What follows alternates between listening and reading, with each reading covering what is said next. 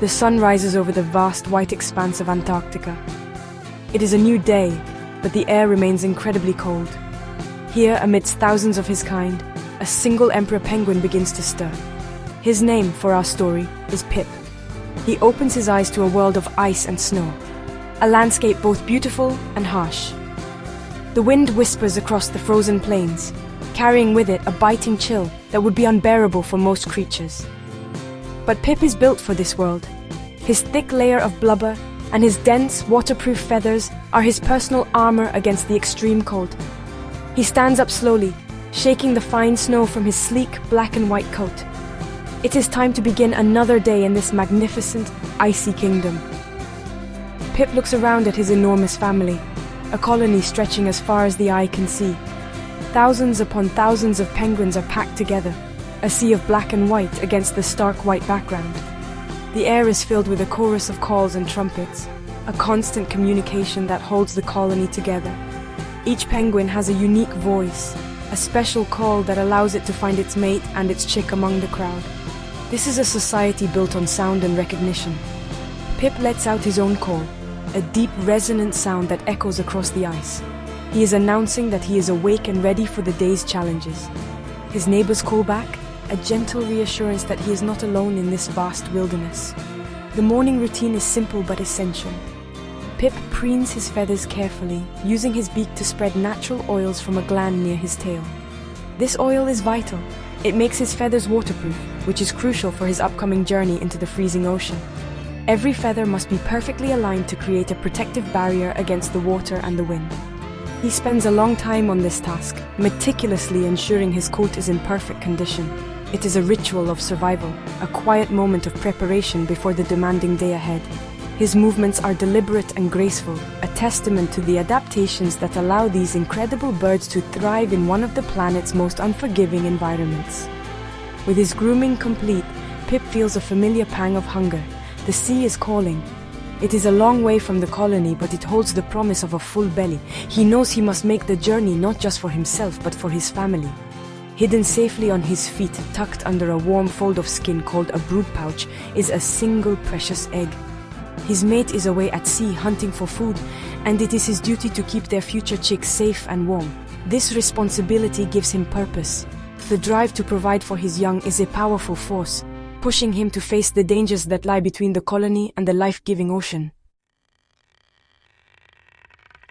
The journey begins. Pip joins a long line of other male penguins, all heading in the same direction, towards the distant sea. They do not walk like other birds. Instead, they waddle.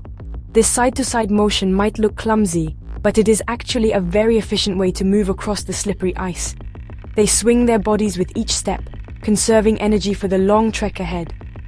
The line of penguins forms a dark ribbon snaking across the white landscape, a silent procession of determined fathers.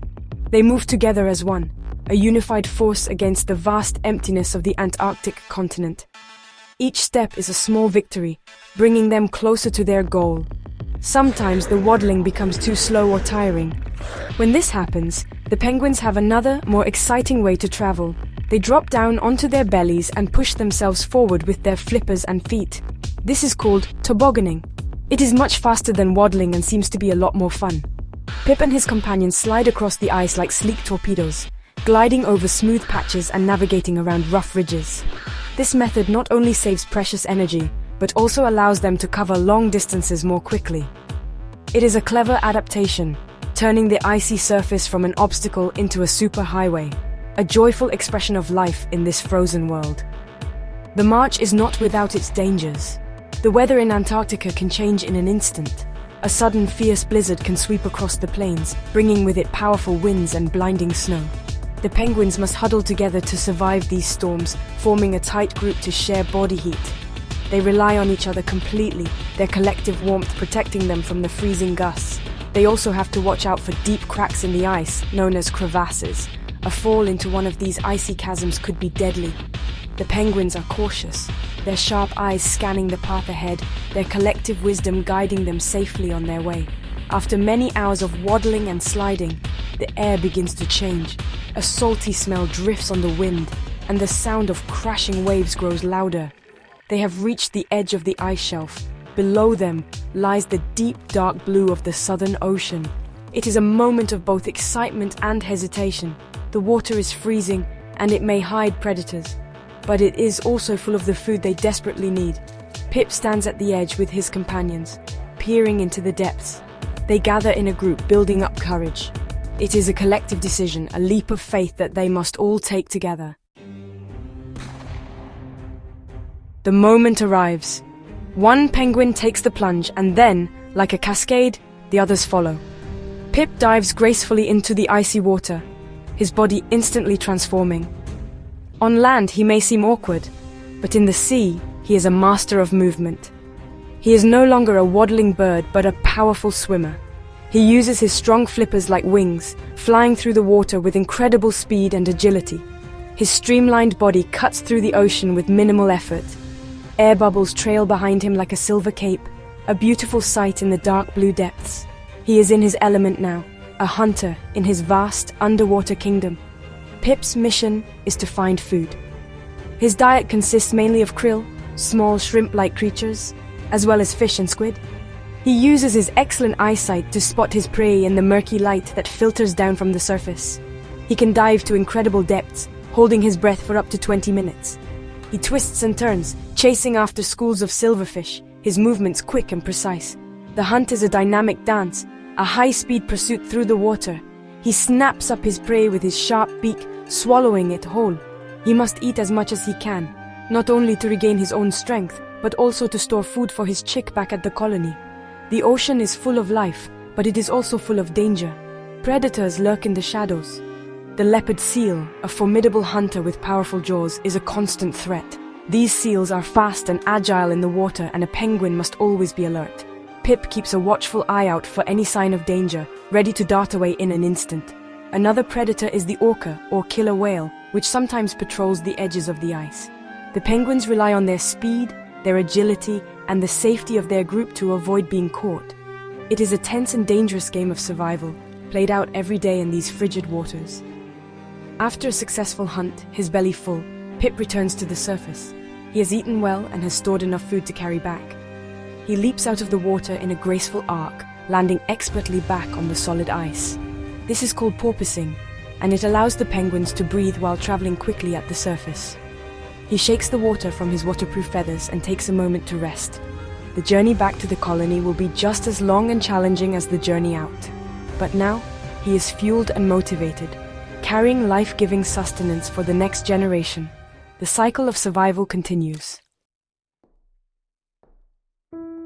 The return journey is a race against time. Pip, with a belly full of fish and krill, waddles and toboggans his way back across the ice. He follows the familiar tracks made by the hundreds of penguins who went before him. The thought of the precious egg waiting for him gives him strength and speeds his steps. As he gets closer to the colony, the chorus of penguin calls grows louder, a welcoming beacon guiding him home. The sight of the massive group is a relief. He has made it back safely from the dangerous ocean, and now he must find his mate and his chick, which may have hatched in his absence. He enters the bustling crowd, a city of nearly identical penguins. Finding his specific place is a monumental task. But he has a secret weapon: his voice. Pip lifts his head and lets out his unique personal call. He listens intently, filtering through the cacophony of thousands of other voices, and then he hears it. A familiar reply. It is the call of his mate. She has returned from her own fishing trip and has been waiting for him. Following the sound, he navigates through the dense crowd, waddling carefully so as not to disturb other families. Finally, he sees her. They greet each other with loud calls and a gentle bowing of their heads, a touching reunion. The exchange is a moment of great importance. Pip's mate reveals their newly hatched chick, a small ball of fluffy grey down, which she had been keeping warm on her feet. The chick is tiny and helpless, completely dependent on its parents. Pip carefully regurgitates the food he has stored in his stomach, feeding the hungry chick its very first meal. It is a warm, nutritious mush of partially digested fish and krill. Now it is his mate's turn to go to the sea to hunt, while Pip takes over childcare duties. He gently nudges the chick onto his own feet, tucking it securely into his warm brood pouch, shielding it from the biting wind. As darkness falls, the temperature plummets even further.